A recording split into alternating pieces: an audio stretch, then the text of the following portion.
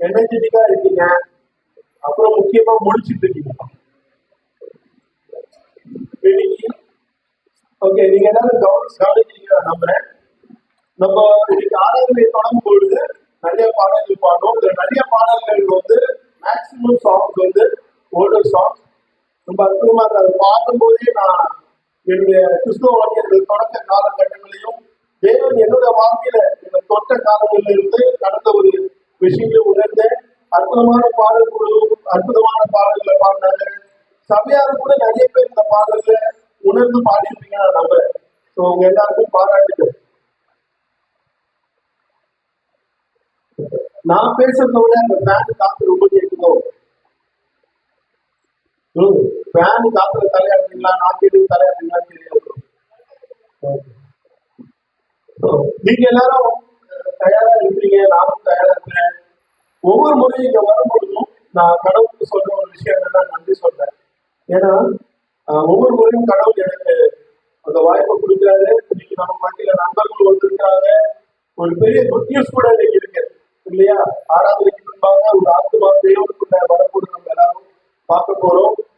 நானும் நீங்களும் சாட்சியா இருப்போம் நான் நம்புறேன். ஸோ இன்னைக்கு நம்மளோட போக்கஸ் எதை பத்தி இருக்க போகுது அப்படின்னா, நம்ம வந்து கடவுளுடைய பிரசன்ஸை ஃபீல் பண்ணணும் அப்படின்றதுதான் என்னோட போக்கஸ். கடவுளுடைய பிரசன்னத்தை உணரக்கூடிய ஒரு நபர்களா இருக்கணும். இன்னைக்கு அதற்கான வேத வசனமா நம்ம வேதாந்தத்துல சங்கீத புத்தகத்தை எடுத்துக்கலாம். சங்கீத புத்தகத்துல இருந்து கடவுளுடைய பிரசன்னத்தை நம்ம உணரக்கூடியவங்களா இருக்கும். ஓகே, இதுதான் என்னுடைய தலைப்பாவும் செய்தியாவும் இருக்கும் போது நம்ம எல்லாருக்கும் தாவீதை பத்தி தெரியும் இல்லையா? தாவீது யாரு அப்படின்னா, அவர் கடவுளுடைய இதற்கு அருகாமல் இருக்கக்கூடிய ஒரு நபர், தேவனுடைய இதற்கு நெருக்கமா இருக்கக்கூடிய ஒரு நபர். அவர் தான் இந்த சங்கீதத்துல நிறைய புத்தகங்களை எழுதியிருக்கிறாரு. இன்னைக்கு நம்ம பார்க்க போற வசனம் சங்கீத புத்தகம் 37வது அதிகாரம் வசனம் 1-40. நம்ம இந்த செய்தி போறதுக்கு முன்னாடி ஒரு சின்ன ஜெபம் செய்யலாம், நம்மளை தயார்படுத்திக்கலாம். நம்மளும் கடவுளுடைய பிரச்சனத்தை வார்த்தையை உணர்வுக்காக நம்ம தயார்படுத்திக்கலாம். நல்ல தகவலே இந்த காலைகளுக்காக நன்றி.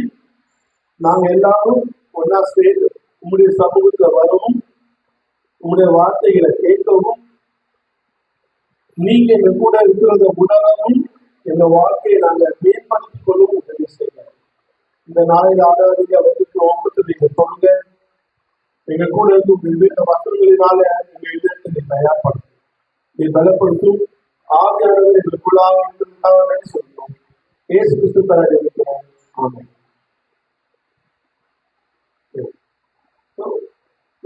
நம்ம வேத வசனங்களை வாசிக்கலாம். சங்கீத புத்தகம் 37வது அதிகாரம் வசனங்கள் 1-10 வரைக்கும் சகோதரர் பரத் நமக்காக வாசிப்பாரு.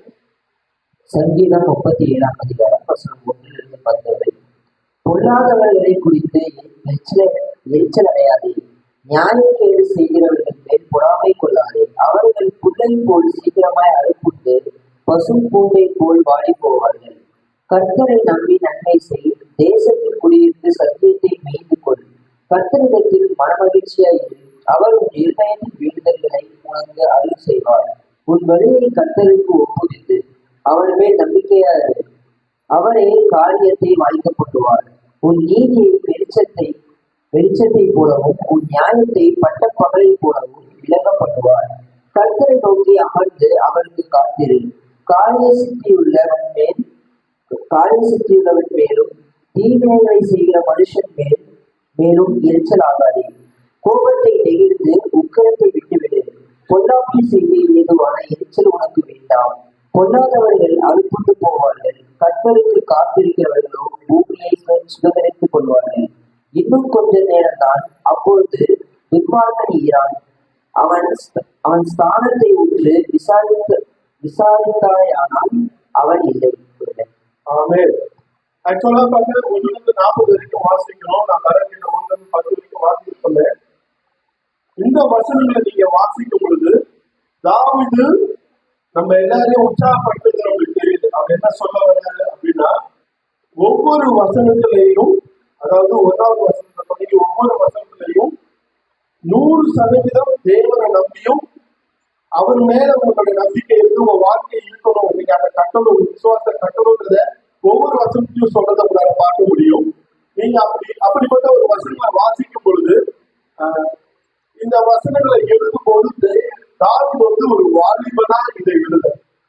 தாவீது வந்து ஒரு பேரழிவுல இருந்ததுனாலையும் அவருடைய ராஜ்யமும் அவருடைய வாழ்க்கையும் குடும்பமும் அழிஞ்சு போயிடுச்சு, கஷ்டத்துல இருக்கிறோம் நஷ்டத்துல இருக்கிறோன்றதுக்காக இதை எழுதல, அல்லது அவரால் எதிர்கொள்ள முடியாத ஒரு பிரச்சனைய அவர் எதிர்கொண்டு இருக்கிறாரு, அவரால் தாங்க முடியல, கையாள முடியல, அப்படிப்பட்ட ஒரு சூழ்நிலையில அவர் இந்த வசனங்களை எழுதுறார். தாவீது இந்த வசனங்களை எழுதும் பொழுது பல வருஷமா நிறைய ஜெயம் கொண்டவரா வாழ்க்கையை வாழ்ந்து ஒரு முதிர் வயதுள்ளவராக அதை எழுதுறாங்க. நீங்க இந்த வசனம் 25 மாதம் வாசிக்க கேட்கலாம், 37 25 வாசிக்க. சங்கீதம் 37:25. நான் இளைஞனாய் இருந்தேன், முதிர் வயதுள்ளவனுமானேன், ஆனாலும் நீதிமான் கைவிடப்பட்டதையும் அவன் சன்னதி அப்பத்துக்கு இழந்து திரிகிறதையும் நான் காணவில்லை. ஆமே. தாவீது வந்து அவருடைய அனுபவத்தை இங்க எழுதுறார். அவர் வந்து நான் வாலிபனா அழைக்கப்பட்டேன், வாலிபனா இருந்தேன், இன்னைக்கு எனக்கு முதிர் வயதாயிடுச்சு, ஆனா இந்நாள் வரைக்கும் நீதிமான் அழிஞ்சதையும் அவன் ஒரு அப்பத்துக்காக பிச்சை எடுத்ததையும் நான் பார்க்கல அப்படின்னு சொல்லி அவர் சொல்றாரு. இன்னைக்கு அவர் இந்த வசனங்கள் எழுதும் போது தீங்குனால நிறைஞ்சதுனாலையும் கஷ்டம் வந்து மேற்கொண்டதுனாலையும் யாரையும் நீங்க நீதியா இருங்க, பரிசுத்தமா இருங்க, கடவுளை நம்புங்க, கடவுளை உதவிக்கு எழுதுல. எப்பவுமே நம்ம கடவுளால நிரப்பப்பட்டிருக்கிறோம், தேவன் நம்மளை பாதுகாக்கிறாங்க ஒரு உணர்வோட அதை எழுதுறாங்க. இன்னைக்கு என்னுடைய தலைப்பு என்னன்னா, நீங்க அசையாம உட்கார்ந்து அமைதியா இருக்கு. Sit still, stay firm, ஒரு ஒரு be patient அப்படின்னு சொல்லுவாங்க இல்லையா, அமைதியா இருங்க, அசையாம உட்காருங்க. தயவு செய்து நீங்க யாருன்னா உங்க பக்கத்துல அசையாம உட்காந்து பாத்தீங்கன்னா தட்டி டோர் வீட்டி போயிடுதுன்னு சொல்லுங்க. நிறைய நேரத்துல நம்ம அசையாம உட்காந்து எங்க போயிடுவோம், தூக்க நிலைக்கு போயிடுவோம் இல்லையா. ஆனா இங்க தாவீது சொல்லக்கூடிய அந்த விஷயத்துல நம்ம பார்த்தோம் அப்படின்னா, கர்த்தருக்கு முன்பாக அமைதியாக இருந்து அவருக்காக பொறுமையாக காப்பீர்கள் என்பதன் அர்த்தத்தின் மதிப்பை அவர் நமக்கு கற்றுக் கொடுக்கிறார். கர்த்தருக்கு முன்னாடி நம்ம எப்படி இருக்கணும், அவருக்கு முன்னாடி நம்ம என்ன பண்ணணும் எதை பண்ணக்கூடாது அப்படின்றத அவர் சொல்றாரு. நிறைய நேரத்துல நம்ம ஏதாவது ஒரு விஷயத்த புதுசா செய்யவோ அனுபவம் இல்லாத விஷயத்த செய்யவோ ஆரம்பிச்சோம்னா நமக்கு ஒரு பதக்கம் இருக்கும், ஒரு நடுக்கம் இருக்கும், ஒரு பயம் இருக்கும், ஒரு திகில் இருக்கும், நமக்குள்ள நிறைய மன தைரியம் குறைவு இருக்கும். ஆனா இங்க தாவீது வந்து அவருடைய அனுபவத்தை பற்றி பேசும் பொழுது தேவனை நிறைய உணர்ந்தவரா, அனுபவம் மிக்கவரா, தெரிஞ்சவரா, பழக்கமானவரா, தேவனோட ரொம்ப பரிச்சயம் உள்ள ஒரு நபரா வசனங்களை எழுதுறாரு. இன்னைக்கு நீங்க நாங்க நம்ம எல்லாருமே தேவனை தெரிஞ்சுக்கோம். நம்ம சபையில நிறைய புது கிறிஸ்தவர்கள் இருக்கிறாங்க, நம்மளுக்குள்ள கடவுளை பற்றி ஒரு அனுபவமும் அறிவும் புரிதலும் நிறையவே இருக்கு. எல்லாவற்றுக்கும் மேல தேவனை பற்றி தெரிஞ்சுக்க நம்ம கிட்ட வேதாகம் உண்டு. கடவுள் நமக்கு வேத வசனங்களை கொடுத்துருக்காரு. இன்னைக்கு நம்ம கடவுளை தெரிஞ்சதுக்கு அப்புறம் நம்ம செய்ய வேண்டிய விஷயங்கள் எப்படி இருக்கும் அப்படின்னா, எல்லா இடத்துலையும் தேவன் இங்க இருக்கிறான்ற உணர்வோட. ஓகே, அப்படிப்பட்ட ஒரு எண்ணம் நமக்குள்ள ஆழமா உறுதியா இருந்துச்சு அப்படின்னு சொன்னா எந்த விஷயத்திலையும் நம்ம தவறுது குறைஞ்சிட்டோம், எந்த விஷயத்திலையும் நம்ம பாவத்துக்கு விட்டு கொடுக்கிற ஒரு மனப்பான்மை நம்ம கிட்ட மறந்து போகும். எந்த ஒரு முடிவு எடுக்கிறதா இருந்தாலும் சரி, எந்த ஒரு செயல் செய்யறதா இருந்தாலும் சரி, எந்த விஷயத்த நம்ம பார்க்கிற பார்வையும் சரி, நம்ம நோக்கமும் சரி, தேவன் இங்க இருக்கிறாரு, அவருடைய பிரச்சனை இங்க இருக்கு அப்படின்னா நம்மளுடைய தலைகளை தூக்கி கைகளை தூக்கி கையை போட்டு வேலை செய்யறதை விட்டுட்டு தேவன் எனக்காக வேலை செய்யறாரு, கடவுள் இந்த சூழ்நிலையை கையாளுறாரு, தேவன் இதை சரியாக நடத்துவாரு அப்படின்ற உணர்வோட நம்ம செயல்படுறவங்களா இருக்கும். நிறைய நேரத்தில் நம்ம என்ன பண்ணோம்னா, ஒரு சூழ்நிலை வரும் பொழுது அந்த இடத்துக்கு ஏற்ற மாதிரி நம்ம ரியாக்ட் பண்ணுவோம். நம்ம எல்லாருக்கும் தெரியும், சமீப காலமா நம்ம சபையில நிறைய பேருடைய மரணத்தை நம்ம கேள்விப்படும் போது அந்த அவங்க வீட்டுக்கு இறந்தவங்களோட வீட்டுக்கு போகும்போது இதை செய்ய அதை செய்ய அது எந்த வேலை செய்ய அப்படின்னு பரபரப்பா இருக்கும். நம்ம எல்லாருமே பார்த்துருப்போம். நம்மளும் ஏதாவது ஹெல்ப் பண்ணணும் அப்படின்னு நம்ம நினைப்போம். அதுல நிறைய பதட்டம் இருக்கும், நான் என்ன செய்ய முடியுன்ற ஒரு எண்ணம் நமக்குள்ள இருந்துட்டே இருக்கும். ஆனா வேத வசனம் சொன்னது பிரகாரம் நம்ம பார்த்தோம் அப்படின்னா அந்த கடவுள் என்ன செய்தாருன்றதை பார்த்து ஒரு மனப்பான்மை இருக்கும். தேவனுடைய பிரசனம் அங்க இருக்கும்போது நான் என்னுடைய இயலாமையை வச்சு யோசிக்கிற நிலையை மறந்துட்டு கடவுளுடைய வல்லமையை வச்சு யோசிக்கணும். நம்ம எல்லாரும் வாழ்ற வாழ்க்கை எப்படி அப்படின்னா, நிச்சயம் இல்லாத எதிர்காலம் தெரியாத ஒரு வாழ்க்கையை நம்ம வாழ்ந்துட்டு இருக்கோம். இங்க இருந்து அடுத்த 5 வருஷத்துக்கு அப்புறம் நம்ம எங்க இருக்கோம் நமக்கு தெரியாது. மேபி நெக்ஸ்ட் 1 வீக்ல நம்ம என்ன செய்ய போறோம் அப்படின்றது கூட நமக்கு தெரியாது. ஆனா கடவுள் எல்லாத்தையும் தெரிஞ்சவரா இருக்கிறாரு. அவருக்கு முன்னாடியே திட்டம் தெரியும். அவரு எதை செய்தாலும் அதை அவருடைய நோக்கத்துக்காக கரெக்டா செய்ய முடியவரா இருக்காங்க. இன்னைக்கு அமைதியா இருக்க பொறுமையா இருக்குன்னு சொன்னா முடியவே முடியாது. எங்க வீட்டுல நான் சின்ன பையனா இருக்கும்போது அப்பெல்லாம் கேஸ் ஸ்டவ் இன்வெர்ட் பண்ண ஒரு time. Okay, so gas stove வருது. எங்க அம்மா சின்ன வயசுல கேஸ் ஸ்டவ் வாங்க பெருசானதுக்கு அப்புறம் அதுக்கு சொல்லக்கூடிய காரணத்தை நான் நிறைய வாட்டி கேட்டிருக்கேன். என் பையன் கொடுத்துட்டு இருப்பான், அவனை நம்பி நான் வாங்க முடியாதுன்னு சொல்லுவாங்க. அவன் இவன் வாழு. என்னால எங்க வீட்டுல சின்ன வயசுல கேஸ் வாங்கல. ஏன்னா நான் எப்பவுமே சும்மா இருக்க மாட்டேன். ஒரு வாட்டி ஒரு வத்தி பிடி கிடைச்சது. எங்க அம்மா வாட்டி மேல உட்காந்து கொடுத்து அவங்க உடனே ஃபுல்லா போட்டே வந்தேன். அவங்க எனக்கு ஒரு ஆட்டோ வந்து இறங்கணும்னா அந்த படம் ஃபுல்லா ஓட்ட வண்டியா இருந்துச்சு. என் மேல அவ்வளவு நம்பிக்கை எங்க அம்மாக்கு. எப்போ வேணாலும் இவன் வெடிக்க வச்சிருவான் அப்படின்னு.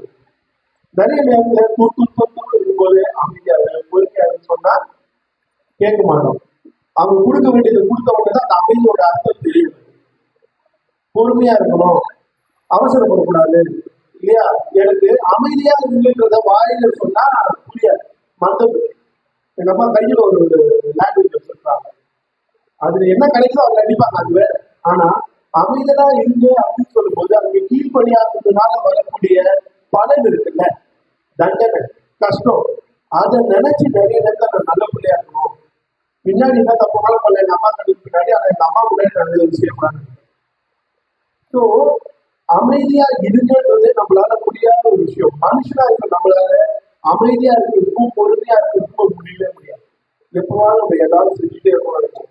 ஏன்னா நம்ம 100% நம்புறோம், என் கைதான் என்னை வாழ வைக்குது, நான் தான் என்னை வளர்த்துக்கணும், நான் தான் என்னை அடுத்த கட்டத்துக்கு கொண்டு போகணும், நான் தான் என்னை மாத்திக்கணும், நான் தான் இதை செய்யணும், நான் தான் ஒரு எண்ணம் இருக்கும்போது அங்க கடவுளுடைய கரம் செய்யக்கூடிய வேலையை நம்மளால பார்க்க முடிய மாட்டேங்குது. அந்த இடத்துல நம்மள மற்றவங்க கூட ஒப்பிட்டு பார்த்துக்கணும். நம்ம மூளையும் சும்மா இருக்கிறது. எப்ப பார்த்தாலும் ஏதாவது ஒரு யோசிக்கணும். சர்ச்சைக்கு வந்தா இன்னைக்கு யார் எந்த கலர் கொடுத்தா எது நல்லா இருக்கோ அடுத்த வாட்டி அதை வாங்கி அப்படின்னு இருக்கும். என் மூளை சும்மாவே இருக்க மாட்டேன். நிறைய நேரத்துல பொறாம. நான் என்ன பத்தி சொல்றேன், இதை பத்தி இருந்தா நீங்க யோசிச்சு பாருங்களேன். 37வது அதிகாரம் 7வது வசனம் என்ன சொல்லுதுன்னா, கர்த்தரை நோக்கி அமர்ந்து அவருக்கு காத்து காரிய சுத்தி உள்ளவன் மேலும் தீவினைகளை செய்கிற மனுஷன் மேலும் எரிச்சல் ஆகாது.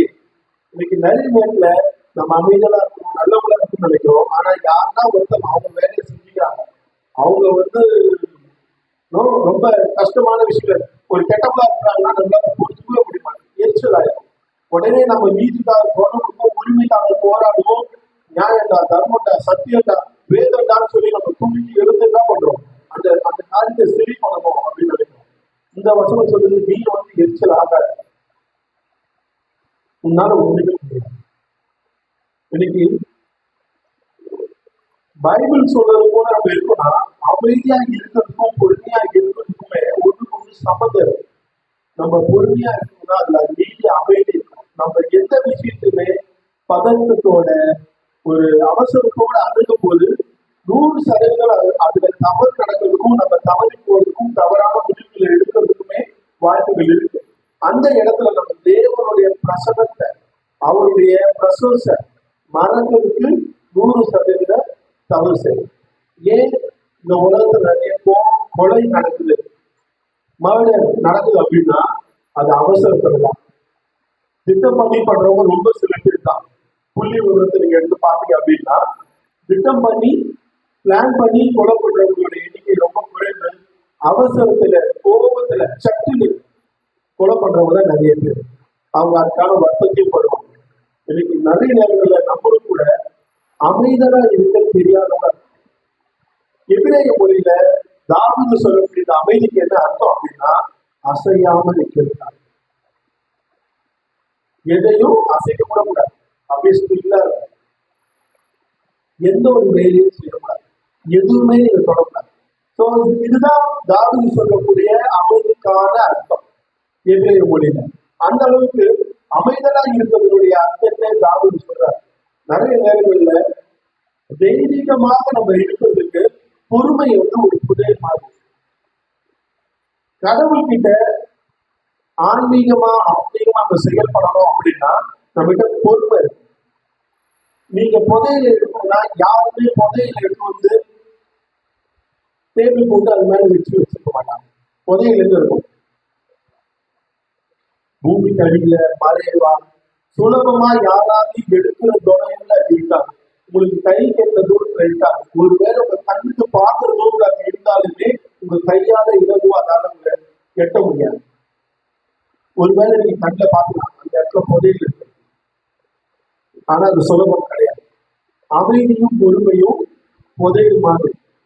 அதை நீங்க பிரயாசப்பட்டு வருத்தப்பட்டு அதை வந்து நீங்க இயற்கையா நம்ம கிட்ட இருக்கக்கூடிய குணாதிசயங்களை மாற்றிதான் கைப்பற்ற முடியும்.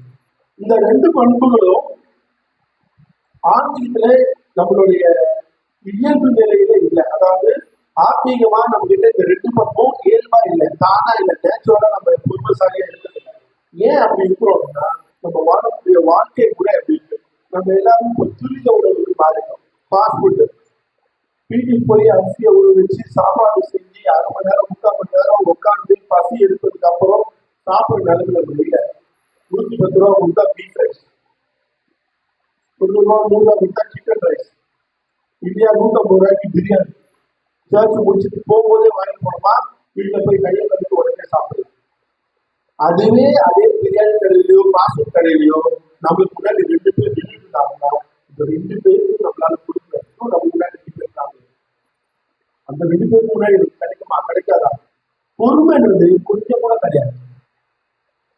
நம்மளாம் டிவி பார்க்குற பழக்கம் வச்சு போனாங்க. நிறைய அட்வர்டைஸ்மெண்ட் வரும்.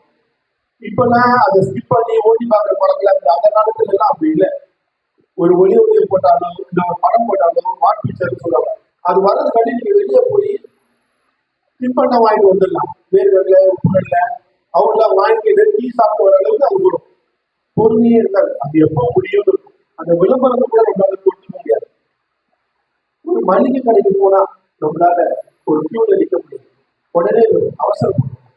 எல்லாத்தையும் நம்ம டைம் பார்த்து அவசரமா காரியங்களை செய்யறதுனால பொறுமைன்ற ஒரு விஷயத்த அமைதியா எதையும் செய்யணும்ன்றது நம்ம கிட்ட இல்லவே இல்லை. நம்ம என்ன பண்றோம்? வேகமா போகும். எங்கேயும் நம்மளால அடுத்து நான் பண்ணலாம், இதுக்கப்புறம் நான் பண்ணலான்ற எதுவுமே நம்ம அந்த பழக்கத்துல இருக்கிறதுனால கடவுளுடைய பிரசனத்துல வரும்போது கூட நம்ம என்ன பண்றோம்? அவசரமா சர்ச் பண்ணுறோம், அவசரமா கற்றுக்கிறோம். இங்க முடிஞ்சதும் அவசரமா போயிடும். ஏன்னா எனக்கு அது ஒரு வேலை, அது ஒரு விஷயம். என்னால கடவுளை வந்து ஃபீல் பண்ணி அவரோட பிரசனத்துல நான் மூழ்கி போற ஒரு நபரா இருக்கிறேன்னா பார்ப்பேன். எத்தனை பேர் ஒவ்வொரு முறையும் ஆராதனை முடிஞ்சதும் நான் இங்க இருக்கணும், இங்க கத்துக்கணும், இன்னும் நிறைய நேரம் கடவுளோட வார்த்தையை நான் கேட்கணும்னு நினைக்கிறோம். 50 நிமிஷம் மெசேஜ் கொடுத்தா என்ன இன்னைக்கு ரொம்ப லேட்டா கொடுக்குறாங்க, ஏன் இவ்வளவு நேரம் ஆகுது? எனக்கு அந்த எண்ணம் வருது. 45 நிமிஷம் தானே, ஒரு ஆயிடுச்சு, இன்னைக்கு எக்ஸ்ட்ரா ஆயிடுச்சு, 12 ஆயிடுச்சு. நம்மளால பொறுத்துக்க முடிய மாட்டேங்குது. ஏன்னா நம்ம கடவுளோட பிரசனத்தை அந்த இடத்துல பார்க்க முடியும். யாராவது தப்பு பண்ணிட்டா நம்மளால ஏற்றுக்க முடியல. ஏன்னா நம்மளால கடவுளோட பிரச்சனத்தை அந்த இடத்துல பார்க்க முடியல. மற்றவங்களுடைய தப்பு மேல இருக்கிற நோக்கம் தேவனுடைய கரத்தின் மேலேயும் அவருடைய நோக்கத்தின் மேலே நமக்கு இருக்கிறது.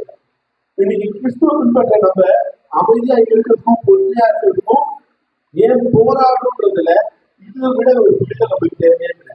ஏன்னா நம்ம வாழ்க்கை முறையை நம்ம அப்படி மாற்றணும். சுவாரஸ்யமான விஷயம் என்ன தெரியுமா? அமைதியும் பொறுமையும் ரெண்டுமே ஒரு விலங்கு போட்ட மாதிரி, ரெண்டுமே ஒண்ணுக்கு ஒண்ணு பிணைஞ்சது. நீங்க பொறுமையா இருக்கணும்னா அதுல ஒரு அமைதி நீங்க காத்தே ஆகும். சட்டுன்னு வார்த்தையை விட முடியாது. பொறுமையா இருக்கிறவங்க மௌனமா இருப்பாங்க, சைலண்டா இருப்பாங்க. அவங்க வந்து சட்டு பேச மாட்டாங்க, வார்த்தையை விட மாட்டாங்க. அவங்க கடவுளுடைய வார்த்தையை காத்துட்டு இருப்பாங்க. கடவுளோட வார்த்தை என்ன சொல்றது? ஒரு சூழலை வரும் பொழுது, ஒரு கிறிஸ்துவர நம்மளோட வாழ்க்கையில ஒரு விஷயம் நடக்கும்போது, ஒரு காரியம் சரியா போகாத போது, இடர்கள் வரும்போது, தூண்டுதல்கள் வரும்போது, நம்ம எதிர்பார்க்காத விஷயங்கள் நம்ம வாழ்க்கையில் நடக்கும் பொழுது அமைதியும் பொறுமையும் அந்த இடத்துல செயல்படும். அப்போ அவங்க எதுக்காக எதிர்பார்ப்பாங்கன்னா, நான் என்ன நினைக்கிறேன், என் இடத்துல என்ன இருக்கு, அதை தூக்கி நான் வெளியே போட்டு சொல்லிடணும் அப்படின்னு புதிக்க மாட்டாங்க. ப்ரோ நான் எதுதான் நினைக்கிறேன். நிறைய நேரத்தில் யாரும் இந்த தப்பா நினைச்சிக்க கூடாது. என் டிசைபிள் கிட்ட நான் என்ன பேசும்போது அவரை ஒரு விஷயம் புரிஞ்சு எங்க ஆலோசனை நான் சொல்றது அது இல்லை, இதுதான் நான் சொல்றேன். பைபிள் சொல்லுது, நீங்க அப்படிதான் இருக்கும்போது கடவுளுக்காக செயல்படுறாங்க. கடவுள் உங்க வார்த்தையை தெரிஞ்சிருக்கிறார். கடவுளோட வார்த்தை என்ன சொல்லுது? பைபிள் எனக்கு என்ன மாதிரியான ஆலோசனை வருது? எத்தனை முறை நம்ம அதை காத்துக்கிறோம்? எத்தனை முறை நம்மளோ கடவுளுடைய பிரசன்ஸ் எல்லா இடத்துல இருக்கிறத உணர்ந்தோம் அப்படின்னா எல்லா சூழ்நிலையும் நம்ம அவங்களோட வார்த்தையை காத்துக்கணும். அமைதி நம்ம கிட்ட இருக்கும், கடவுளோட வார்த்தை இருக்க முடியும். தேவனுடைய வார்த்தையை நம்மள செயல்படுத்துறத நம்மளால பார்க்க முடியும். இன்னைக்கு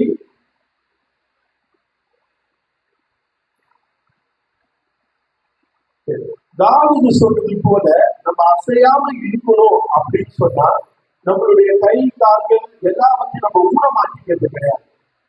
எல்லாவற்றையும் இயங்க வைக்கணும், செயல்படணும். ஆனா யாரு நம்மளை இயக்குறாங்கன்றத பொறுத்து. நானே என்னை இயக்கிக்கிறேனா, நானே என்ன அடுத்த விஷயம் செய்யறேனா, எனக்கு ஒரு தேவை இருக்கு, எனக்கு ஒரு பண தேவை இருக்கு, இல்ல எனக்கு ஒரு வேலை தேவை இருக்கு, இல்ல எனக்கு ஒரு படிப்பு தேவை இருக்கு, இல்ல என் குடும்ப சூழல், என் உடல்நலம், நானே என்னை செயல்படுத்திக்கிறேன்னா இந்த கடவுள் என்ன செயல்படுத்த நான் அனுமதிக்கிறேன். அவர் நீ இதை செய், இதை போய் செய்யாத அப்படின்னு சொல்றத நான் கேட்கறதுக்கு தயாரா இருக்கிறேன்னா நம்ம குணமாகி இருக்கிறத கடவுள் பண்ணுங்க. நான் எதுவுமே செய்ய மாட்டேன், நான் ஒரு ஓரமா போய் உட்கார்ந்துடுறேன், எனக்கா கடவுளே எல்லாம் செய்யணும், அவன் கடவுள் விரும்பி பார்க்கல. அதுக்கு பதிலா அவர் சொல்ல நம்ம செய்யறோம்னா இன்னைக்கு அவரோட வார்த்தையும் அவருடைய சத்தமும் நம்மளை இயக்கக்கூடியதா இருக்கும். அதுக்கு நம்ம கீழ்படுகிறவங்களா இருக்கும். இன்னைக்கு நிறைய நேரத்துல நம்மளுக்கு கிடைக்கிற ஆலோசனைகள் எப்படிப்பட்டதா நம்ம வாழ்க்கையில விளைவுகளை ஏற்படுத்துது அப்படின்றத நம்ம பார்க்கணும். வேற நேரத்துல நம்மளால அந்த ஆலோசனைகளை முழுமையா கேட்டு அதற்காக நடக்க முடியுதா? இன்னைக்கு தாவீது இந்த வசனங்களை சொல்லும் போது ஒரு இப்படிப்பட்ட ஒரு ஜனத்தோடு முன்னாடி செய்யறாரு சொல்றாருன்னு வச்சுக்காங்க. அவர் என்ன பண்ணுவார் அப்படின்னா நம்ம எல்லாரையும் அப்படின்னு சொன்னா எப்படி இருக்கும்? தாவீது எல்லாரையும் பார்த்து அப்படின்னு சொன்னா எப்படி இருக்கும்? கடவுள் முன்னாடி நம்ம அப்படிதான் என்ன சொல்றாரு, பேசாதீங்க, அமைதலா இருக்கு, உட்காருங்க, ஒரு இடத்துல உட்காருங்க, கடவுள் செய்யறது பாருங்க, நீங்களா உண்மையிலேயே தூக்கி மேல வைக்கணும்னு நினைக்காதீங்க, கடவுள் உங்களை எழுத்து இடத்துல வைப்பாரு அப்படின்னு சொல்றாரு. அமைதலா இருக்கிறதோட நோக்கம் என்ன அப்படின்னா முதல்ல இது நம்ம நடைமுறைப்படுத்துறவங்களா பழக்கிறவங்களா பயிற்சியினால இது முடியும். இன்னைக்கு ஒரு கிறிஸ்தவர்களா நம்ம நிறைய விஷயத்துக்கு நம்மள பயிற்சி பண்ணுறோம் இல்லையா? நம்ம எல்லாருமே ஒரு காலகட்டத்துல பைபிள் படிச்சு கிறிஸ்தவரா மாறும். நம்மள நிறைய பேர் வேற மார்க்கத்தை பின்பற்றவங்களா மட்டும் கடவுளை கிறிஸ்துவ வீரமாக நம்ம கிறிஸ்துவ பின்னணியில இருந்து வரல. ஜெபம் பண்ணது நமக்கு ரொம்ப கடினமா இருக்கும். எப்படி நீங்க உங்களால ப்ரேயர் பண்ண முடியும்? எப்படி நீங்க கடவுளுக்கு உங்களால பேச முடியும்? எப்படி பேச முடியும் உங்களால கடவுள்? எப்படி பேசுறீங்க? தினந்தோறும் பேசுறீங்க, பிரேயர் மூலியமா பேசுறீங்க, தினந்தோறும் அதை நடைமுறைப்படுத்துறீங்க. இன்னைக்கு நீங்க நினைச்ச நேரம் உங்களால பேச முடியும். ஏன்? அதை பழக்கப்படுத்திட்டீங்க, பயிற்சி பண்ணிக்கிட்டு தினந்தோறும் உட்கார்ந்து ஜோம் பண்ணீங்க. உங்க தேவைகள் வரும்போதுதான் கடவுளோட கருத்தை பிடிக்கணும்னு நினைச்சீங்க இல்லையா? இன்னைக்கு நம்ம அந்த பயிற்சியா கொண்டு வரும் பொழுது இன்னைக்கு நம்மளால கடவுளை பேச முடியும். அந்த பயிற்சியை தான் நம்ம தினந்தோறும் கொண்டு வரணும். அமைதலா இருக்கிறதுக்கும் தியான நிலையில நம்ம கடவுளை தியானிக்கிறதுக்கும் பயிற்சி.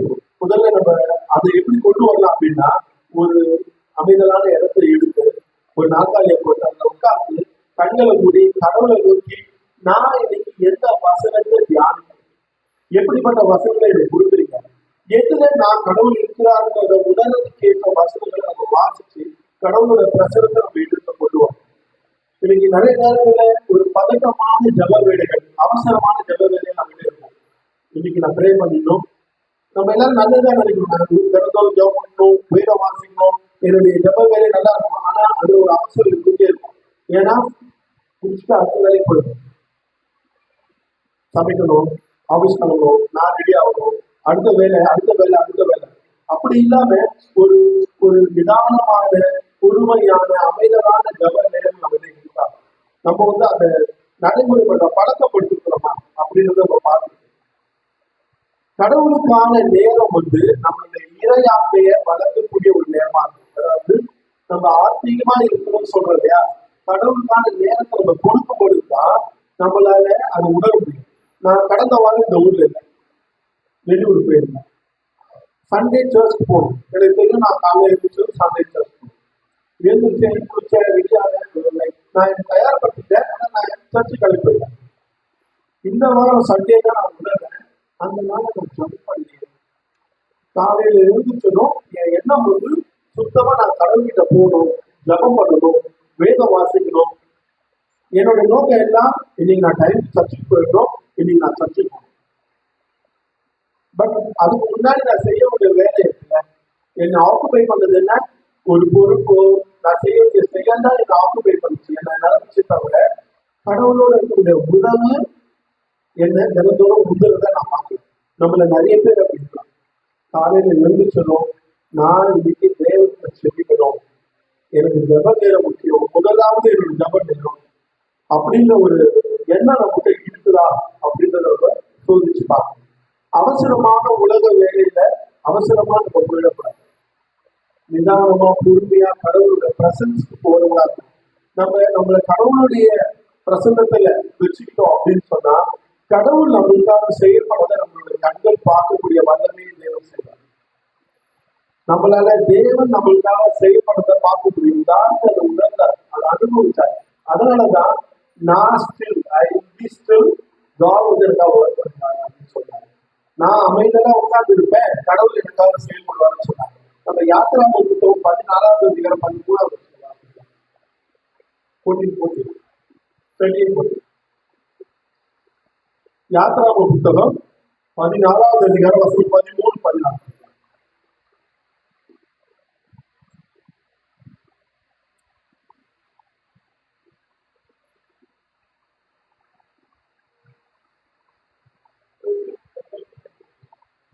யாத்திராகமம் 14ஆம் அதிகாரம் வசனம் 13, 14. அப்பொழுது மோசே ஜனங்களை நோக்கி, பயப்படாதீர்கள், நீங்கள் நின்று கொண்டு இன்றைக்கு கர்த்தர் உங்களுக்கு செய்யும் ரட்சிப்பை பாருங்கள். இன்றைக்கு நீங்கள் காண்கிற எகிப்தியரை இனி என்றைக்கும் காண மாட்டீர்கள். கர்த்தர் உங்களுக்காக யுத்தம் பண்ணுவார், நீங்கள் சும்மா இருப்பீர்கள் என்றார். இந்த வசனம் தாவீதுடைய வாழ்க்கையில நடக்கிறத நம்மளால பார்க்க முடியும். மோசே இஸ்ரவேல் ஜனங்களுக்கு முன்னாடி சொல்றாரு, நீங்க சும்மா இருப்பீங்க, கர்த்தர் உங்களுக்காக யுத்தம் பண்ணுவாரு. இன்னைக்கு பார்க்கிற எகிப்தியரை இனிமே பார்க்க மாட்டீங்க அப்படின்னு சொல்றாரு. அதுக்கு அர்த்தம் என்னன்னா, இன்னைக்கு உங்க வாழ்க்கையில இருக்கக்கூடிய எந்த பிரச்சனையும் இனிமே நீங்க பார்க்க மாட்டீங்க. யாரும் உங்களுக்காக யுத்தம் பண்ணும்போது தேவன், நீங்க சும்மா நின்றுட்டு இருக்க, கடவுளுக்காக யுத்தம் பண்ணுவாங்க. இன்னைக்கு நிறைய நேரங்கள்ல ஒரு கிறிஸ்துவா நம்ம வாழ்க்கைக்கு பொறுப்பெடுக்கிறவங்களா இருக்கோம். பட் நம்ம வாழ்க்கைக்கு பொறுப்பு யாருன்னா தேவன். நான் என்ன பண்ணணும்ன்றத அவர் சொல்றாரு. அதை நம்ம கீழ்படிக்கிற ஒரு சத்தத்தை கேட்கணும். அது எப்ப வரும்னா, அமைதலான சூழ்நிலையில தேவனை தேடும் போது. இன்னைக்கு கடவுள் இல்லாத இடத்த உங்களால காட்ட முடியுமா? நம்மளால பார்க்க முடியுமா? இல்ல. கடவுள் எங்க இல்லை, எல்லா இடத்துலயும் இருக்கிறார். அவர் ஆழத்திலே இருப்பார், ஒரு உயர் மலையிலும் இருப்பார். உலகத்துல பெரிய மவுண்டன் எவரெஸ்டோட மொழியில அவரால் இருக்க முடியும். ஆழமான இடத்துல அவரால் இருக்க முடியும். கடலின் ஆழத்துல கூட அவர் இருக்கிறார். அவர் இல்லாத இடம் இல்லை. அதனால நம்ம எங்க இருந்தாலுமே இந்த இடத்துல கடவுள் இல்லைன்ற ஒரு எண்ணம் நமக்குள்ள ஆழமா இருக்கிறத நம்ம உணரணும். அந்த இடத்துல நம்ம இருக்கோம். நம்மளோட வாழ்க்கையும் வார்த்தையும் எதை வெளிப்படுத்துதுன்னா, ஒரு தவறு செய்யும்போது, பாவத்தை ஈடுபடும் போது, தேவனுக்கு விரோதமான காரியங்கள் செய்யும் போது, அந்த இடத்துல கடவுள் இல்லைன்றத நம்ம செயல்பூர்வமா வெளிப்படுத்தணும். ஆனா அது உண்மை. நம்மளால கடவுளோட கண்ணுக்கு முன்னாடி மறைவா எந்த விஷயத்த செய்ய முடியாது. நம்ம ஒரு வார்த்தை பேசினாலும் அவர் அதை பார்க்கிறாரு, கேட்கிறார். நம்ம ஒரு செயல் செய்யும் போது அவர் கண்ணுக்கு முன்னாடி போயிட்டு இதை யோசிக்கணும். என்ன எது பாவங்களுக்கு தரதுன்னா கடவுளோட பிரசன்னமா இருக்கு. அவரு அங்க இருக்கிறார். நான் எப்படிப்பட்ட வாழ்க்கையை வாழ்றேன், எப்படிப்பட்ட வாழ்க்கையை பேசுறேன், என்ன காரியங்களுக்காக என் வாழ்க்கையை நான் முன்னெடுத்து செல்றேன், எப்படிப்பட்ட எண்ணங்களை அவர் நான் எனக்கு வச்சிருக்கேன் அப்படின்றத நம்ம பார்க்கணும். இன்னைக்கு அவருடைய முடிவுல நம்ம அமைதியா இருக்கும்போது அன்னைக்கு நிறைவேறவர்களுக்கு வர வேண்டிய விஷயங்கள் எல்லாத்தையும் நிறைவேற்றுறவர் செய்யவர் அவரை. இன்னைக்கு இந்த நாள்ல சாமி எனக்கு என்ன நடக்க போகுது எனக்கு தெரியாது, உங்களுக்கும் தெரியாது. நம்ம யாரும் ஜோசியம் பார்க்கறது. நம்ம யாருனாலையும் தீர்க்க தரிசனமா எதிர்காலத்தை சொல்ல முடியாது. ஆனா தேவனுக்கு தெரியும் இன்னைக்கு உங்களுக்கு என்ன நடக்க போகுது, எதிர்காலம் எப்படி இருக்க போகுது. இன்னைக்கு அதை நம்ம புரிஞ்சு கொள்ள முடியுங்களா இருக்கும்.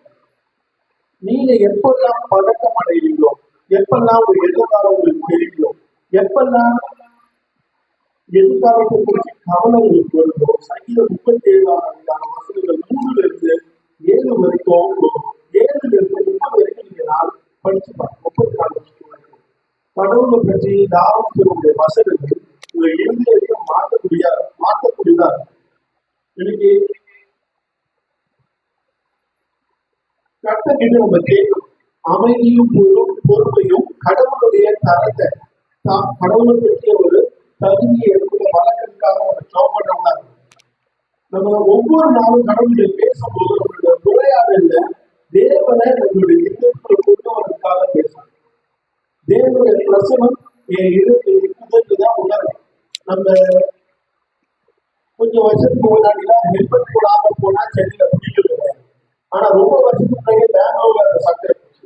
பெங்களூர்காரங்க ஹெல்மெட் போடாம எப்பவுமே போக மாட்டாங்க. அது பக்கத்து கடையா இருந்தாலும் கையில ஹெல்மெட் இருந்தாங்க. ஆனா சென்னையில அப்படி கிடையாது. ஆனா இப்போ எங்க வச்சு சென்னையில நீங்க வீட்டை விட்டு வெளியே போனா பைக்ல ஏறவங்க ஆட்டோமேட்டிக்கா அவங்க கை ஹெல்மெட் இருந்தது.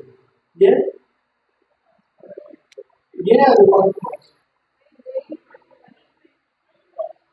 ஓகே, பனிஷ்மெண்ட், ஓகே, தண்டனை இருக்கு. ஆனா அதை நிறைய போது இம்ப்ளிமெண்ட் பண்ணாங்க. எப்போதும் முன்னாடி மாற்றும் போது மட்டும் தண்டனை கிடையாது. எப்பெல்லாம் நீங்க வெளியே போய் தண்டனை வந்து நிறைய வாய்ப்பு இருக்கிறத உங்க இறுதியமும் எதுவும் இருந்துச்சு. அதுல சேஃப்டி இருக்குதுன்றதை விட தண்டனைக்காக பயப்படுறதுனால நம்ம நிறைய நேரம் தப்பு பண்ணுறோம். அது நம்மளோட பாதுகாப்புக்காக செய்யற ஒரு விஷயம். இதுக்கு எது நம்மளை பாதுகாக்கணும் அப்படின்னா அந்த பனிஷ்மெண்ட் கிடையாது, பாதுகாப்பு.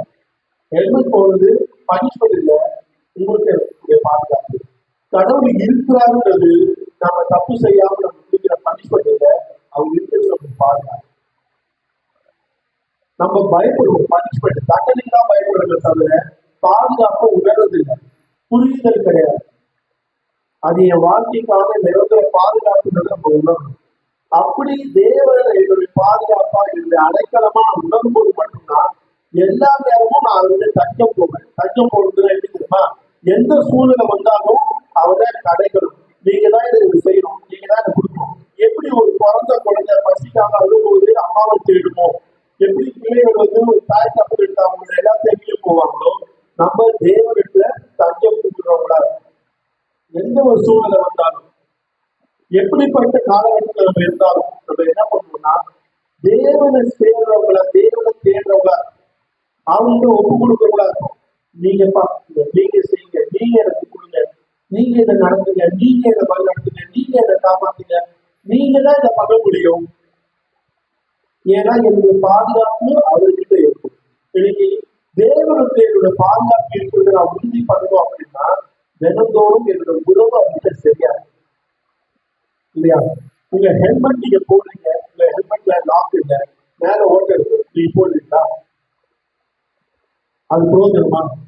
ஹெல்மெட் உங்க தலையிலே போல ஒரு சின்ன ஹெல்மெட்டா இருக்கு, அது நீங்க போடுவீங்களா? மாட்டோம் இல்லையா? சேஃப்டி இல்லாத ஹெல்மெட்டை போட்டு என்ன பண்ணணும்? இன்னைக்கு கடவுள் வந்து உங்களோட பொருந்த முடிவுறாகும். அதுக்கு நீங்க தினந்தோறும் அவங்க நெருக்கமா பழகணும்.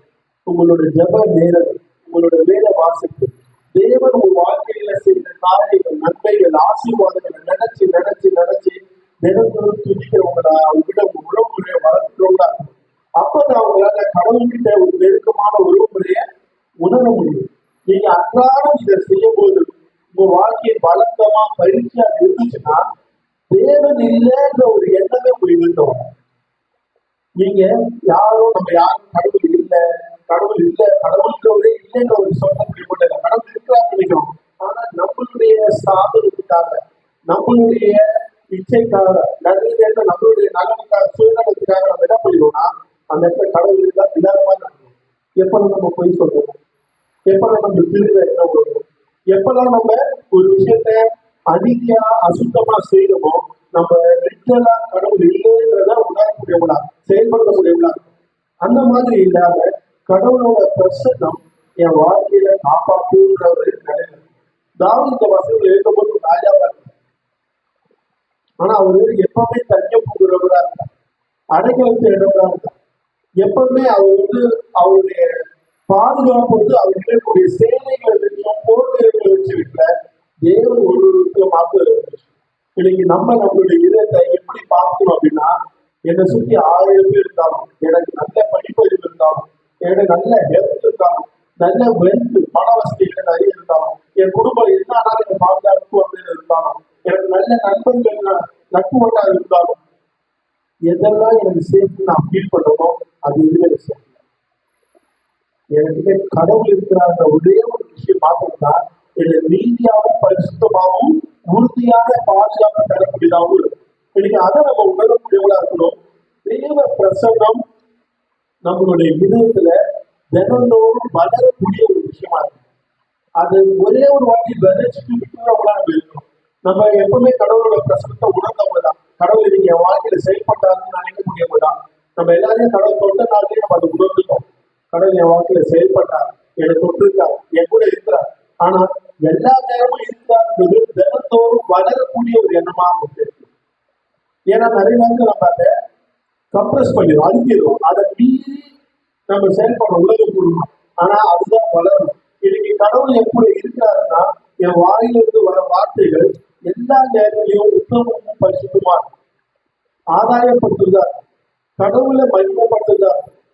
கணவன் மனைவி சண்டையா நம்ம வார்த்தைகளை விட்டோமா இருக்காது. மற்றவங்க கூட உறவுமுறை பிரச்சனையா நம்ம வார்த்தைகள் விட்டோமா இருக்காது. மற்றவங்க கூட உறவுமுறை பிரச்சனையா நம்மளை மேன்மையா வைக்கிறோமா, அவங்கள மேன்மையா வைக்கிறோமா, கடவுளை மேன்மையா வைக்கிறோமான்னு பார்க்கணும்.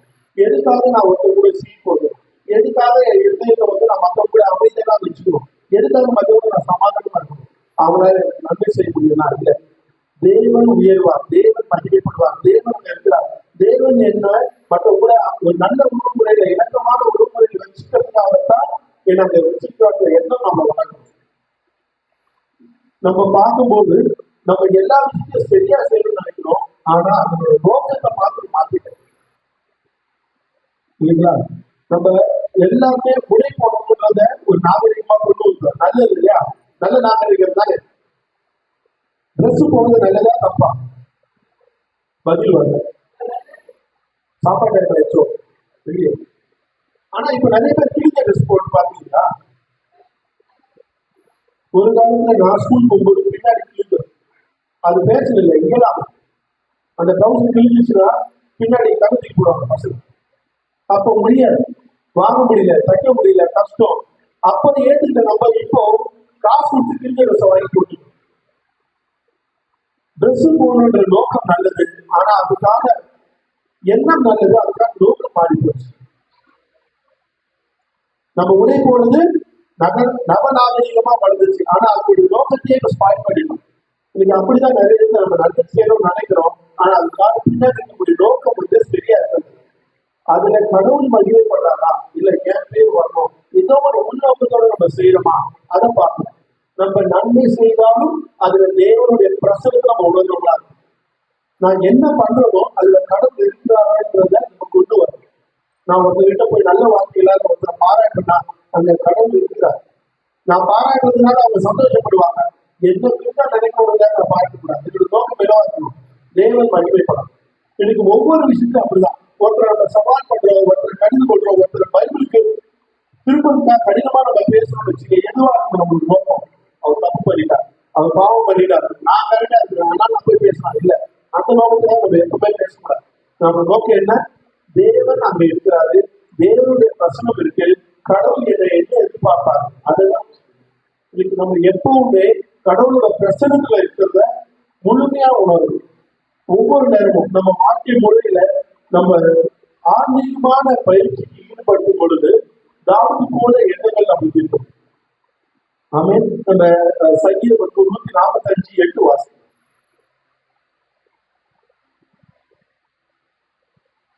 சங்கீதம் 145 வாசம் 8.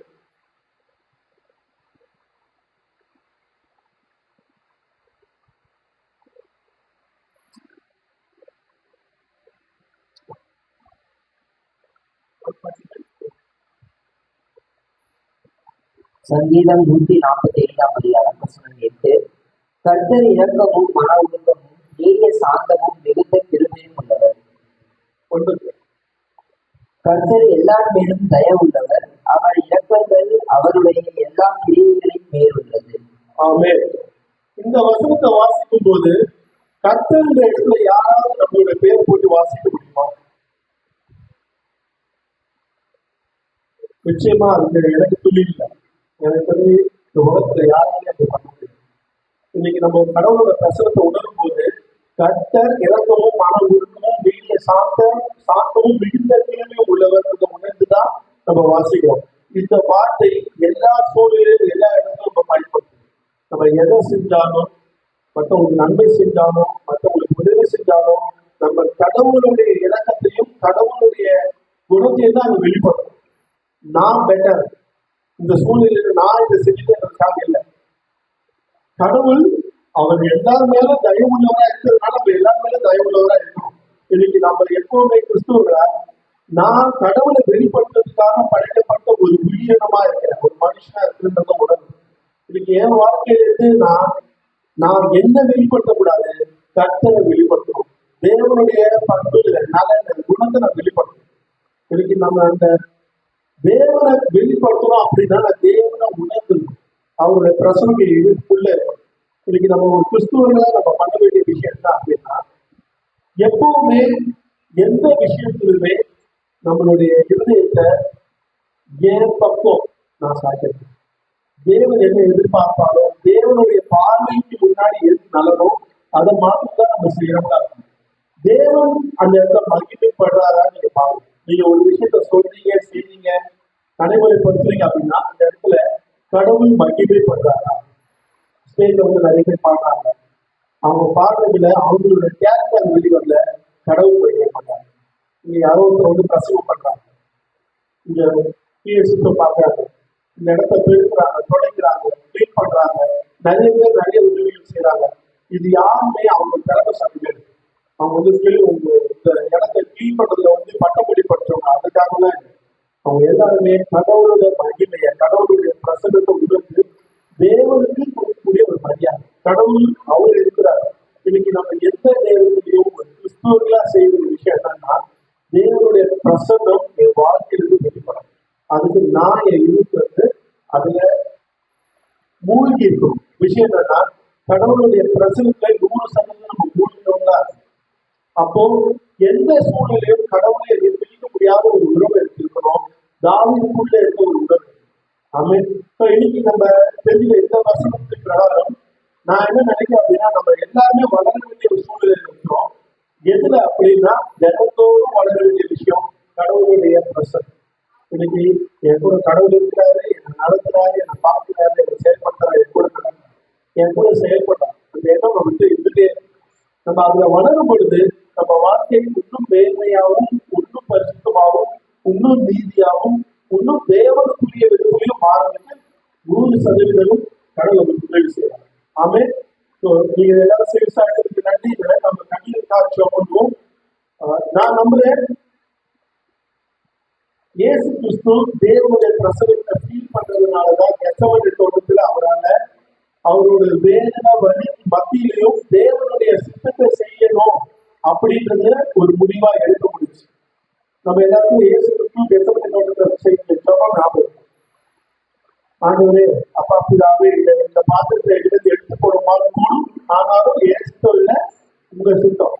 எப்பவுமே ஒரு வலி வேதனை கஷ்டத்தை இருக்கும்போது நம்ம எடுக்க முடிவு வந்து நம்மளுக்கு சாதகமா இருக்கும் சொன்ன. ஆனா இயேசு நம்ம எல்லாருக்கும் சாதகமா அந்த முடிவு எடுத்தாங்க. ஏன்னா அவர் அந்த இடத்துலயும் தேவனுடைய பிரசனத்தை கொடுத்தார். அங்க கடவுள் கர்த்தர் இருக்கிறாரு, அவரு எதை செய்வாரு, அவரு எதை தேர்ந்தெடுப்பாருன்றதை இயேசு கொடுத்தார். இன்னைக்கு இந்த உலக மக்களுடைய நன்மைக்காக இயேசு கிறிஸ்து தேவனுடைய சித்தத்தை தேர்ந்தெடுக்கும் போது நம்மளும் தேவனுக்குள்ள வளர்றதுக்கு தேவனுடைய பிரசனத்துல அவருடைய சித்தத்தை தேர்ந்தெடுக்கிறவங்களா இருக்கும். இயேசு சிலுவையில பதட்டம் அடையல, ஆர்ப்பாட்டம் பண்ணல. அவர் அடிச்சு வழியில வேதனையில தொங்கும் போது கூட அவரோட பொறுமையை இழக்கல. அவர் கொடுத்த உத்தரவு, அவர் பதில், அவரை பிலாத்து கேள்வி கேட்கும்போது அவர் பொறுமையோட பதில் சொன்னார். சிலுவையில வழி வேதனையோட தொங்கும் போதும் அவர் தேவனுக்கு ஜெபம் அந்த அமைதலான ஒரு வாழ்க்கை முறையை எடுத்துட்டார். நம்ம கற்றுக்கிட்ட விஷயமும் அப்படிதான். சிலுவையில இயேசு செய்த அதே காரியத்தை நம்ம செய்யணும். தேவ பிரசனத்தை உணர்ந்து அவரை போல நம்ம அமைதியோடும் பொறுமையோடும் தேவனை சேரணும். இன்னைக்கு இயேசு நம்மளுடைய வாழ்க்கை தேவனுக்குள்ள இருக்கிறதுக்காக சிலுவையில அவமானப்பட்டு, அடிபட்டு, வேதனைப்பட்டு மதிச்சாரு, நிர்வாணமாக்கப்பட்டாரு. இந்த எல்லா சூழ்நிலையிலும் நம்மளுடைய வீடுகளுக்கு மீட்டு எடுத்து ரட்சிப்புக்குள்ள கொண்டு போனாரு. இன்னைக்கு அதை உணர்ந்து நன்றியோட நம்ம விதத்தை யோசிப்போம். கடந்த வாரங்களை பத்தி யோசிப்போம். எத்தனை இடத்துல நான் பொறுமையாக இருக்கேன், எத்தனை இடத்துல நான் அமைதியை நினைக்கிறேன், உங்க வீட்டுல இருந்தாலும் என்ன பிரச்சனை, என் குடும்பத்துல, என் வாழ்க்கையில இல்ல நான் எந்த விஷயத்த தேவனை ஒதுக்கி வச்சுட்டேன்னு உணர்ந்து தேவனுடைய பிரசனத்துல நான் தமிழ் இருந்தேன்னா இன்னைக்கு அதை நினைச்சு பார்த்து, சிலுவையை நினைச்சு பார்த்து நம்ம இந்த நேரத்துல அப்படி ஆக்கிரத்து பங்கெடுப்போம். சிலுவைக்கும் இயேசுக்கும் நன்றி உள்ளவர்களா. ஆமென். இந்த நேரத்தில் அப்படி ஆக்கிரத்து நல்ல தகப்பனே, இந்த வேலைக்காக நன்றி. இந்த 4 ஆண்டுகளே இயேசு கிறிஸ்துடைய மரணம் அடக்கம் உயிர்த்தெழுதல் மூலமா கிறிஸ்துவுக்குள்ள நாங்கள் ரட்சிப்பையும் நீதியை சாத்தத்தையும் பொறுமையும்